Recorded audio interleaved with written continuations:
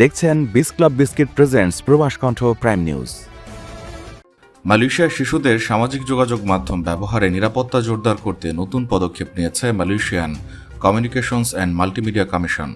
সংস্থাটি online safety act 2025-এর আওতায় child protection code এবং রিস্ক রিডাকশন কোড চালু করেছে, যা আগামী 1 জুন থেকে কার্যকর হবে। এক বিবৃতিতে এমসিএমসি জানায়, এই দুটি কোডের লক্ষ্য হল শিশু ও পরিবারের জন্য আরও নিরাপদ ডিজিটাল পরিবেশ নিশ্চিত করা, বিশেষ করে 16 বছরের কম বয়সী ব্যবহারকারীদের সুরক্ষা দেয়া। সংস্থাটি বলছে, নতুন এই উদ্যোগ অনলাইনে শিশুদের সুরক্ষা আরও শক্তিশালী করবে এবং ডিজিটাল ঝুঁকি মোকাবেলায় অভিভাবকদের আস্থা বাড়াবে। একই সঙ্গে সামাজিক যোগাযোগ মাধ্যমে সেবাদানকারী প্রতিষ্ঠানগুলোর ওপর ক্ষতিকর কন্টেন্ট নিয়ন্ত্রণে আরও বেশি দায়িত্ব আরোপ করবে। চাইল্ড প্রোটেকশন কোডের আওতায় শিশুদের বয়স উপযোগী এবং নিরাপদ অনলাইন অভিজ্ঞতা নিশ্চিত করার উপর জোর দেওয়া হয়েছে। এজন্য প্ল্যাটফর্মগুলোকে সেফটি বাই ডিজাইন নীতি অনুসরণ করতে হবে।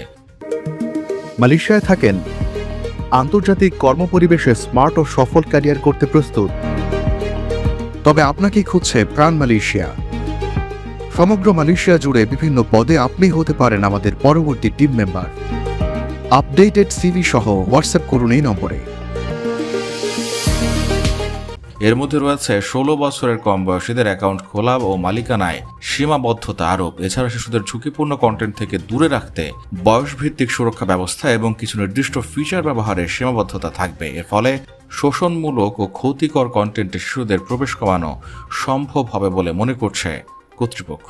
মালয়েশিয়ায় 8 মিলিয়ন বা তার চেয়ে বেশি ব্যবহারকারী রয়েছে।